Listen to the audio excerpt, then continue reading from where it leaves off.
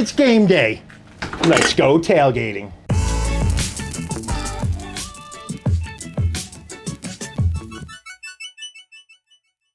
That's right, it's tailgate time again. It's football season and we are going to be eating good. Today, we're going to tailgate and we're going to kick it up a notch and make a real special recipe. Flanken ribs. Woo, what a tailgate party.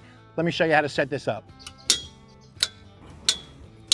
Yeah, that's right, football tailgate food. It doesn't have to be hamburgers and hot dogs. We can kick it up and eat gourmet at the tailgate party, which is exactly what we're going to do today. We're going to make some Korean Flanken style ribs. I know it sounds like, what the heck is Ron talking about? Trust me, it's a touchdown all day long. It's really simple.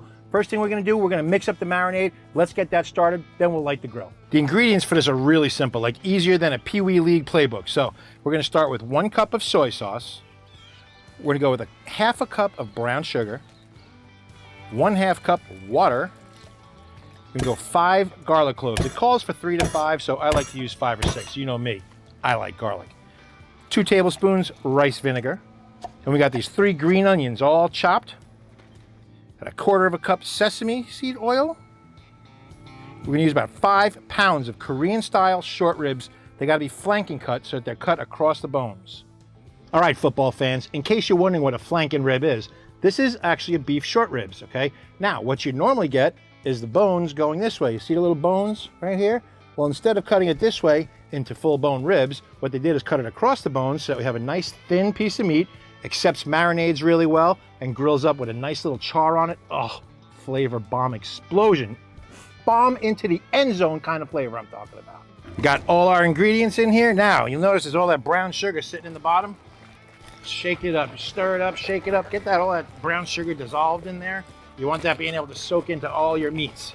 So we're gonna be working with raw meat, so let's put our gloves on so that we're not cross-contaminating anything and get nice and chefy.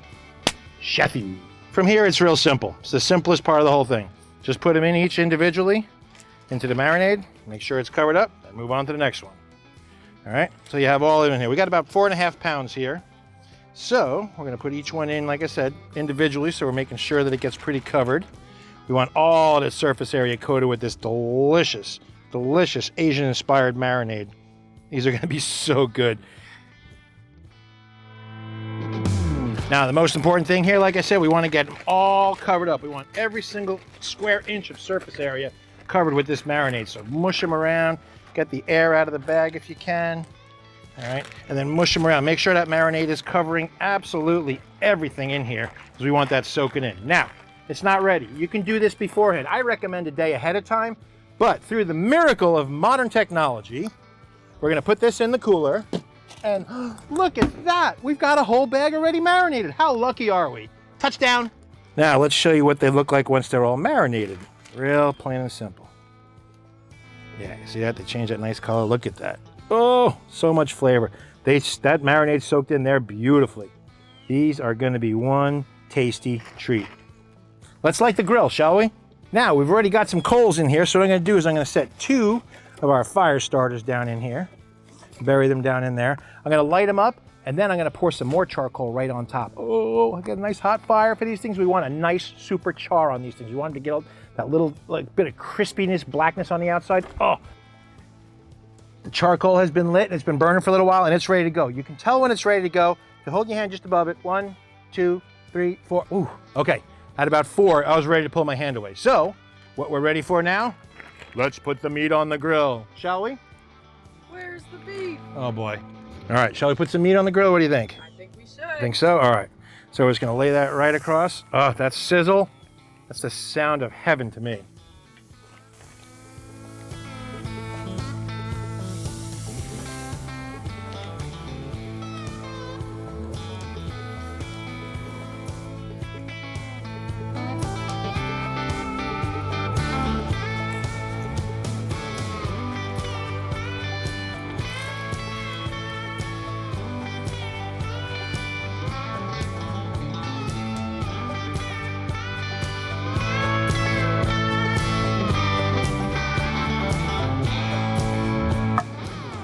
Football food at its finest right there. You all remember my daughter Caitlin, the super football fan of anywhere? She's a FOGO football fan. That's right. Super big football fan. Super big. No, I'm super big. You're just a football fan. So anyway, so now we got these beautiful things. Look how gorgeous they are. I mean, we topped them off with a little green onion, a little bit of sesame seeds. Absolutely perfect. The only thing left to do is a little taste test. Now you can eat these any way you like. You can eat them, just pick them up and just. Okay. Really good.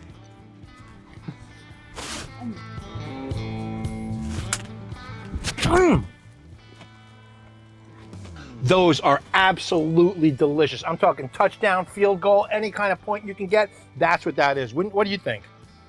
I didn't like it.